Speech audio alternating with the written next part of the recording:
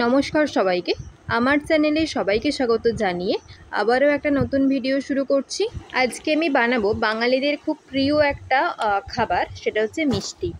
তো মিষ্টি প্রত্যেকটা বাঙালি কম বেশি পছন্দ করে, আর সেই মিষ্টির মধ্যেই যদি হয় কালাকাঁদ, তাহলে তো আর কোনো কথাই হবে না। তাহলে চলুন রেসিপিটা একবার দেখে নিই। খুব সহজে বানাবো আর টেস্ট হবে কিন্তু একদম দুর্দান্ত। এটা বানানোর জন্য প্রথমেই আমি 1.5 লিটার দুধের ছানা কাটিয়ে নিয়েছি। তো ছানাটা কাটিয়ে রেখে দিয়েছিলাম একটা কাপড়ে বেঁধে, ওই 10 থেকে 15 মিনিট মতো। তারপর দেখতেই পাচ্ছেন একটা থালাতে আমি ছানাটা নিয়ে নিয়েছি, মানে জল ঝরিয়ে রাখা ছানাটা। মানে খুব যে শুকনো করতে হবে তা কিন্তু না, মোটামুটি জলটা যেন একটু ঝরে যায়। তো সেই ছানাটা নিয়ে নিয়েছি, নিয়ে তাতে 3টে এলাচ, আমি এলাচের দানা থেতো করে রেখেছিলাম, সেটাও দিয়ে ভালো করে একটু গুঁড়ো করে নিলাম। মানে হাত দিয়ে একটু চেপে চেপে মাখিয়ে নিয়েছি ছানাটা। দেখতেই পাচ্ছেন খুব বেশি মিহি করার দরকার নেই। তো যেমন দেখতে পাচ্ছেন ওই রকমই ছানাটা একটু গুঁড়ো করে নিতে হবে হাত দিয়ে, মানে ভেঙে নিতে হবে। তারপর আমি এতে দিচ্ছি কনডেন্স মিল্ক। তো এটা হচ্ছে 200 গ্রামের একটা ক্যান। তো তা থেকে আমি প্রথমে প্রায় 100 গ্রামের থেকেও একটু বেশি দিয়ে দিলাম। তারপর আমি আরও কিছুটা দিলাম। তো দিয়ে এটাকে ভালো করে মাখিয়ে নেব, ছানা আর কনডেন্স মিল্ক খুব ভালো করে মাখিয়ে নেব।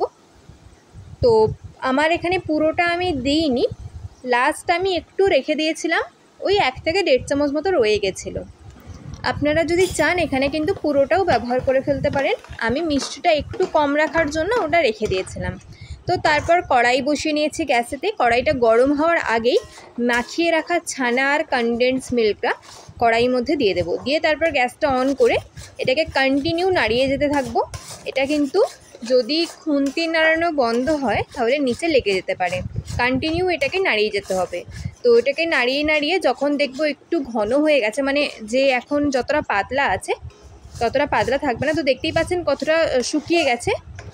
তো এই শুকানো পর্যন্ত আমাদেরকে কিন্তু কন্টিনিউ নাড়িয়ে যেতে হবে। তো দেখতেই পাচ্ছেন গায়ে লেগেও যাচ্ছে অল্প অল্প।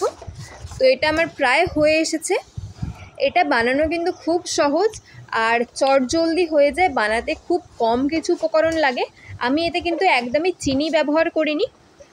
তো যেহেতু এখানে কনডেন্স মিল্ক আমি দিয়েছি, চিনির দেওয়ার কোনো দরকার নেই। তো দেখতেই পাচ্ছেন এতটা রয়ে গেছে, ওই 1 থেকে 1.5 চামচ মতোই এতে রয়ে গেছে।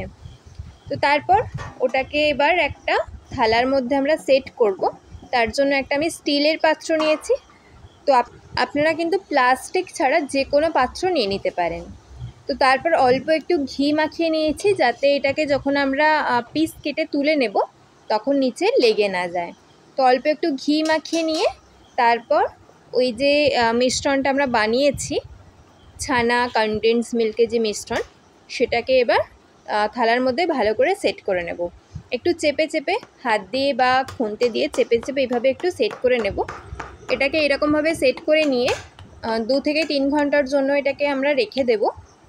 তারপর এটাকে পিস কেটে নিলেই এটা কিন্তু একদম রেডি। বাড়িতে বানানো দোকানের মতো টেস্টি কালাকাঁদ। তো দেখুন আমি এটাকে কেটে নিয়েছি। তাহলে এরকম সহজ সহজ নতুন রেসিপি পাওয়ার জন্য চ্যানেলটা সাবস্ক্রাইব করে পাশে থাকবেন, লাইক কমেন্ট শেয়ার করবেন। আর যদি কোনো রেসিপি দেখতে চান অবশ্যই কিন্তু কমেন্টে জানাবেন, আমি শেয়ার করব আপনাদের সঙ্গে। আর কালাকাঁদটা কিন্তু অবশ্যই এইভাবে করে বাড়িতে বানাবেন, খেতে কিন্তু ভীষণ টেস্টি হয় আর বানানোও তো খুবই সহজ, দেখতেই পেলেন। তাহলে আজকের মতো এখানেই শেষ করছি, আবার দেখাবো অন্য কোনো রেসিপির সঙ্গে। ভালো থাকবেন, আজকের মতো টাটা।